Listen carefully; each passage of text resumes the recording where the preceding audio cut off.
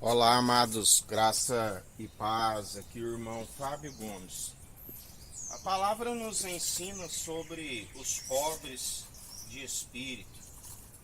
Na verdade, os pobres de espírito são aqueles que estão constantemente a depender daquele que é riquíssimo, daquele que os seus recursos são possíveis de ser dimensionados.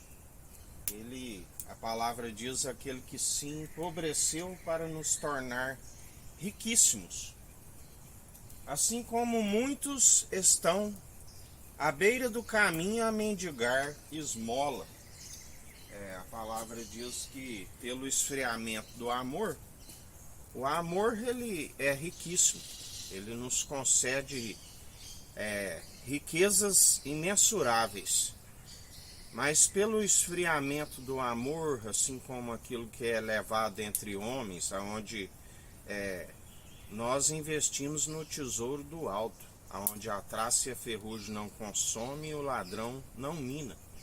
Mas aquele que investe naquilo que é terreno, ele se torna um mendigo, a mendigar esmola, porque na verdade ele busca e não encontra a sabedoria do alto que poderia o instruir. E quanto mais nós declaramos que somos pobres de espírito, mais ele nos enriquece. Porque aquele que se julga já rico e não precisa da sua dependência, ele não revela a estes. Aqueles que acham o que pensam o que é correto, são dogmáticos, defende aquilo segundo as suas convicções, aonde entendimento de próprios olhos e não se consegue desviar do mal e está constantemente, a palavra diz que o pecado está diante deles. São nus, porque não tem a vestimenta que ele nos concede, miseráveis a mendigar esmola, porque aqueles que estão segundo a sabedoria do alto, eles investem sempre naquilo que é mais valioso do que as finas joias, do que os rubis.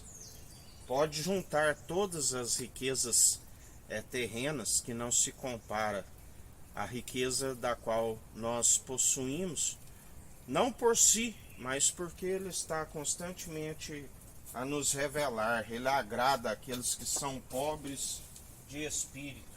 Quanto mais declaramos pobres, nus e miseráveis, mais ele nos veste da vestimenta do alto, mais ele nos enriquece do discernir, da condução, assim como jamais estamos com a língua ressequida, mas sempre bebendo direto na fonte sem hipocrisia. Lembrando sempre, como a palavra diz que é mais pura do que os favos de mel, encontraste mel, come o suficiente antes que fique enjoado a ponto de vomitar. Porque essa ciência, essa sabedoria que ele nos concede, é para que os dias vão bens e longos nessa terra e ainda se alcance a ressurreição do último dia.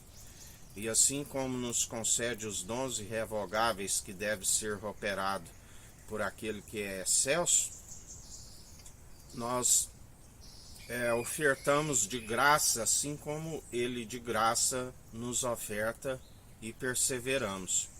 Porque aquele que usa essa sabedoria para interesse próprio e para acaba enganando e seduzindo o povo, segundo as suas ambições pessoais e egoístas, estes o Senhor diz: ai daquele que faz da minha casa casa de comércio, porque está escrito: a casa do meu pai é casa de oração. e o zelo pela casa do Pai se inflama sobre toda a terra, com aqueles que estão, na verdade, que se julgam ricos, mas estão empobrecidos por ser amante do que há no mundo e investir onde a traça e a ferrugem consome. E o Senhor permitiu que o ladrão os roubasse a verdade que havia neles, aonde eles já não detêm a verdade. Por isso estão a violar o direito, violam o direito do povo saber da verdade que liberta, cura, que restaura, porque na verdade não existe mais neles esta verdade.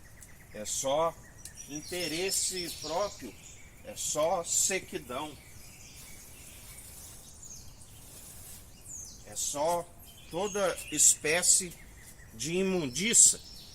Por isso, apartai-vos daqueles que se reúnem mestres para si e acabam os desencaminhando, porque aqueles que der ouvidos a eles irão para o mesmo lugar, aonde ali, na verdade, haverá choro e ranger de dentes.